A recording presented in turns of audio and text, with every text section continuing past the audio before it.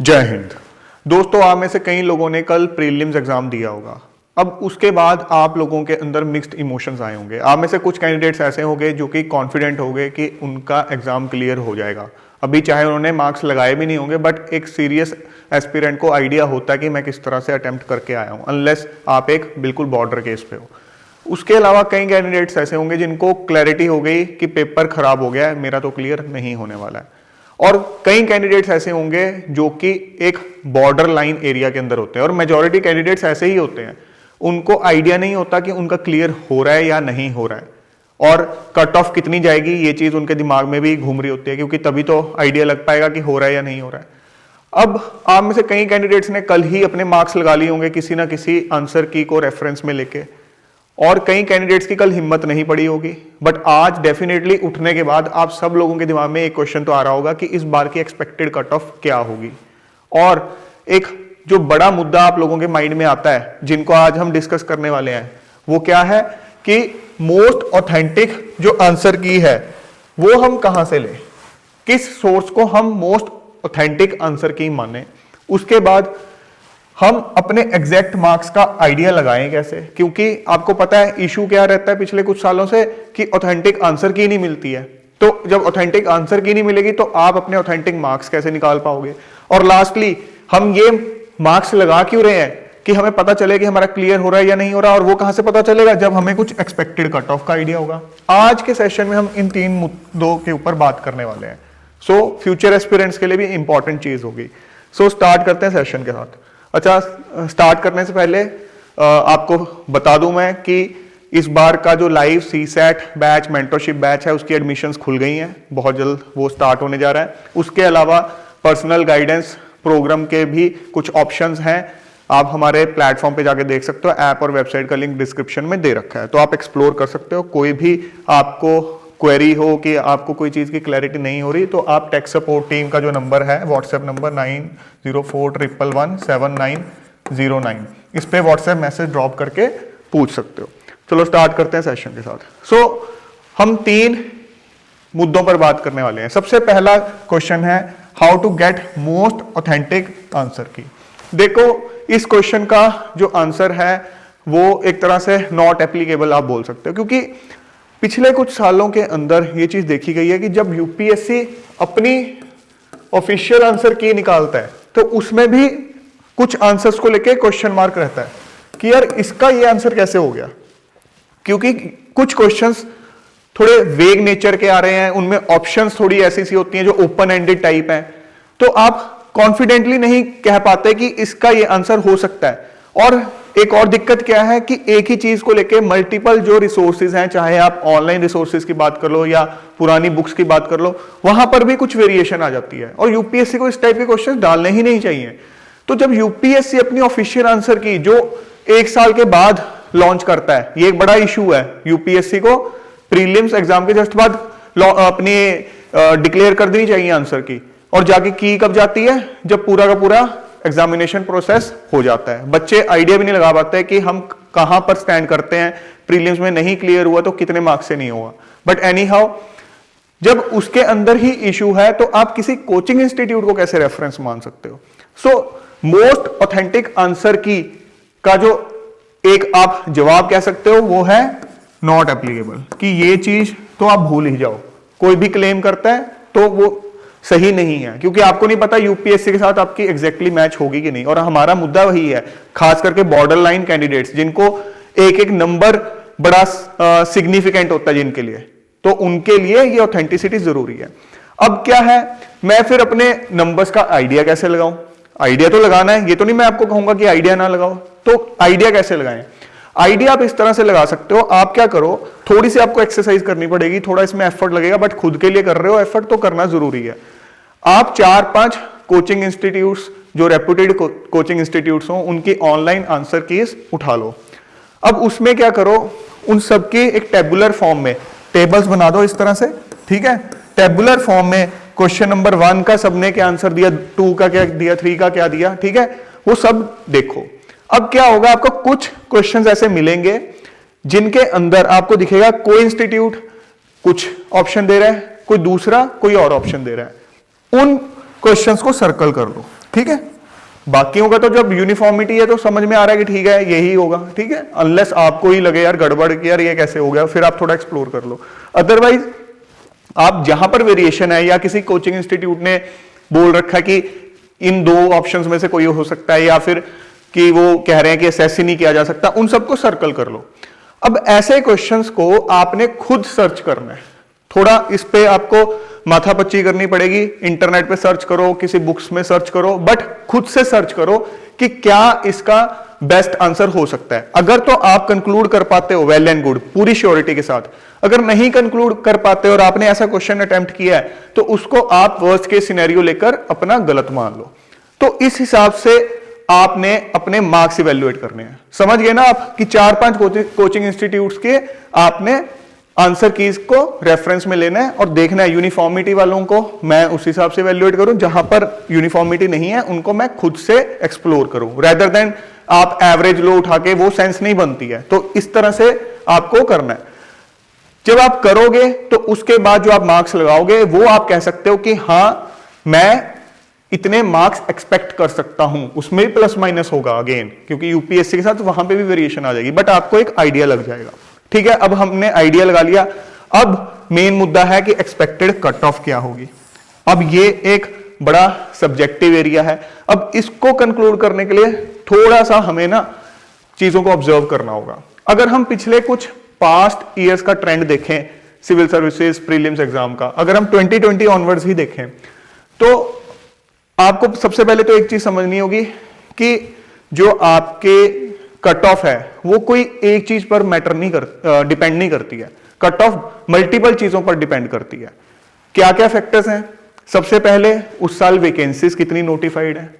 Although finally vacancies उससे ज्यादा होती हैं हर साल, बट जो एक बेस नोटिफिकेशन के अंदर मेंशन है वो कितना है। उसके बाद नंबर ऑफ कैंडिडेट्स कितने अपीयर हुए। उसके बाद पेपर का डिफिकल्टी लेवल क्या है। ये सब की सब चीजें जो हैं डिटरमिन करती हैं कि कट ऑफ कहां जाकर स्टैंड करेगी। किसी एक फैक्टर से हम डिसाइड नहीं कर सकते हैं। चलो हम नंबर ऑफ कैंडिडेट्स जो अपीयर हो रहे हैं उनको एक रेंज में मान लेते हैं कि चलो यार उसमें बहुत ज्यादा वेरिएशन नहीं करते, लेकिन वैकेंसीज जब हिलती हैं, आपको पता है जितनी वैकेंसीज होंगी उससे 12 to 13 टाइम्स कैंडिडेट्स प्रीलिम्स में अपीयर होंगे। तो अगर 100 वैकेंसीज का फर्क आ गया तो 1200-1300 कैंडिडेट्स ऊपर नीचे हो जाते हैं और उससे डेफिनेटली कट ऑफ हिलती है। और one of the most deciding factor है पेपर का डिफिकल्टी लेवल। सबसे पहले एक बार थोड़ी सी नजर ये डाल लेते हैं कि जैसे जैसे वैकेंसीज आप देख रहे हो हर साल की यहां पर एज पर नोटिफिकेशन, उस हिसाब से कट ऑफ में भी वेरिएशन देख रहे हो। बट ये जो वेरिएशन है मैंने पहले ही बता दिया इसे वैकेंसीज की वजह से नहीं है, जस्ट आपके रेफरेंस के लिए मैंने आपको दिखा दिया सारे कैटेगरीज का। बट ये चीज हमारे अकेली किसी काम की नहीं है। यहां पे आपको एक और चीज समझनी होगी, relationship between vacancies, cut off and paper level. इस चीज को ध्यान से समझना होगा। एक चीज आप क्लियरली समझ लो कि वैकेंसीज और कट ऑफ आपस में इनवर्सली प्रोपोर्शनल है। अगर वैकेंसीज और कब इनवर्सली प्रोपोर्शनल है, जब हम पेपर का लेवल एक स्टैंडर्ड लेवल मान ले। मतलब अगर 2020 के अंदर एक पर्टिकुलर लेवल का पेपर आया था जिसके अंदर हम कह रहे हैं चलो 50 क्वेश्चंस ऐसे थे जो कि सीरियस कैंडिडेट्स जो थे कर सकते थे। अब 2021 में जो पेपर आया उसमें भी ऑलमोस्ट 50 क्वेश्चंस ऐसे थे, तो हम कह सकते हैं कि ये पेपर ऑलमोस्ट सेम लेवल के थे। अब ऐसे केस में जहां पर पेपर का लेवल किसी दो पर्टिकुलर ईयर्स में सेम है, अगर वैकेंसीज बढ़ेंगी तो कट ऑफ घटेगी। समझ सकते हो ना, वैकेंसीज बढ़ेंगी मतलब ज्यादा बच्चे प्रीलिम्स में सिलेक्ट होंगे और उनको सिलेक्ट करने के चक्कर में कट ऑफ पीछे जाएगी। बट ये हम मान के चल रहे हैं बेस कि पेपर का लेवल स्टैंडर्ड है, बट थोड़ा वेरी करता ही है। तो थोड़ा सा इसको डिटेल में समझते हैं। यहां पर मैंने एक कॉलम बनाया है कट ऑफ का, एक बनाया है कि एक कैटेगरी बनाई है कि अगर वैकेंसीज इंक्रीज होंगी या वैकेंसीज डिक्रीज होंगी। पहले इसको देख लेते हैं। अब मान लो पिछले साल के रेफरेंस में इस साल वैकेंसीज अगर इंक्रीज हुई हैं और पेपर का जो लेवल है वो इजी आया है पिछले साल के कंपैरिजन में, तो अनडाउटेडली जो कट ऑफ है वो इंक्रीज हो जाएगी। यहां पर ऑल्दो वैकेंसीज इंक्रीज होने की वजह से कट ऑफ डिक्रीज होनी चाहिए थी, बट पेपर का लेवल इजी आ गया तो बच्चे ज्यादा स्कोर करेंगे तो कट ऑफ इंक्रीज हो जाएगी। और अगर पेपर बहुत ज्यादा इजी आ गया, यहां पर हम ये मान के चल रहे हैं कि वैकेंसीज के अंदर जो वेरिएशन है वो बहुत एब्रप्ट नहीं है, ठीक है। अगर पेपर बहुत इजी आ गया तो कट ऑफ बहुत ज्यादा बढ़ जाएगी, सिग्निफिकेंट इंक्रीज हो जाएगा। अगर पेपर ऑलमोस्ट सेम लेवल का आया तो मैंने जैसा कि आपको बताया कट ऑफ डिक्रीज होनी चाहिए, ज्यादा कैंडिडेट्स रिक्रूट होंगे या सिलेक्ट होंगे, रिक्रूट नहीं बोलेंगे।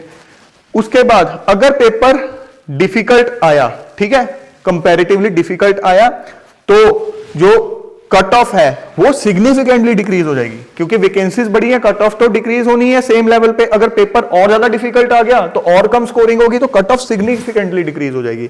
और ऐसे ही एक और कैटेगरी क्या है कि अगर कट ऑफ सेम रहती है तो उसका कारण भी क्या है कि पेपर इजी आया था।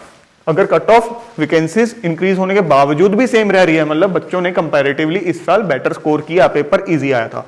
ऐसे ही जब वैकेंसीज कंपैरेटिवली डिक्रीज होती हैं तो उस केस में अगर पेपर सेम लेवल का आएगा तो कट ऑफ जो है वो बढ़ेगी। अगर सेम लेवल का आएगा तो कट ऑफ बढ़ेगी, क्योंकि वैकेंसीज डिक्रीज हुई हैं, ठीक है। तो नंबर ऑफ सिलेक्टेड कैंडिडेट्स इस बार घटेंगे। अगर पेपर का जो लेवल है वो इजी आया है लास्ट ईयर के कंपैरिजन में और वैकेंसीज जो है वो डिक्रीज हुई हैं, तो कट ऑफ जो है सिग्निफिकेंटली बढ़ जाएगी, क्योंकि एक तो पेपर इजी आया है और वैकेंसीज वैसे ही डिक्रीज हुई हैं, तो कट ऑफ तो पहले ऊपर जानी थी वैकेंसीज की वजह से, और इजी होने की वजह से और हाई स्कोरिंग होगी। अगर पेपर डिफिकल्ट आया है तो उस केस के अंदर जो आपकी कट ऑफ है वो डिक्रीज हो जाएगी, चाहे वैकेंसीज डिक्रीज हुई हैं बट कट ऑफ और गिर जाएगी, क्योंकि पेपर कंपैरेटिवली डिफिकल्ट आया है। और अगर बहुत ज्यादा डिफिकल्ट आ गया तो सिग्निफिकेंटली कट ऑफ गिर जाएगी, स्कोर ही नहीं कर पाएंगे बच्चे, ठीक है। और एक और कैटेगरी क्या है कि अगर वैकेंसीज डिक्रीज होने के साथ भी कट ऑफ सेम रह रही है तो इसका क्या मतलब है कि पेपर डिफिकल्ट आया है। तो ये चीज आपको समझनी होगी, ठीक है। एक तो ये रिलेशनशिप है, इस चीज को समझना होगा। अब हम बात करते हैं कि अलग अलग ईयर्स के जो ये वैकेंसीज हैं, जनरल को हम रेफरेंस में ले रहे हैं, जनरल की जो कट ऑफ है उसके हिसाब से जो टेबल अभी हमने डिस्कस की है उसको रेफरेंस के तौर पे हम ले लेते हैं। अगर आप अब लास्ट ईयर 2024 में देखो, वैकेंसीज थी 1056, इस बार है 979, मतलब वैकेंसीज जो है वो डिक्रीज हुई है। मतलब हम कहां खड़े हैं, हम यहां खड़े हैं, वैकेंसीज डिक्रीज हुई हैं। और अगर अब हम पेपर के डिफिकल्टी लेवल की बात करें तो 2024 के कंपैरिजन में पेपर का डिफिकल्टी लेवल कंपैरेटिवली ज्यादा था, ठीक है।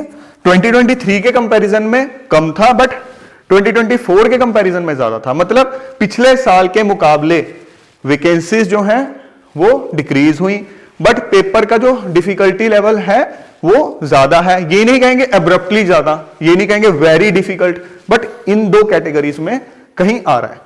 तो इसका क्या मतलब है, हम कहां स्टैंड कर रहे हैं, या तो कट ऑफ डिक्रीज होगी या ऑलमोस्ट सेम टाइप की रहेगी। अब लास्ट ईयर कट ऑफ कितनी गई है, 87.98, ठीक है, 87.98। अब इस चीज को ध्यान में रखते हुए आप ये कह सकते हो कि कट ऑफ 85 की रेंज के आसपास आप कहीं एक्सपेक्ट कर सकते हो।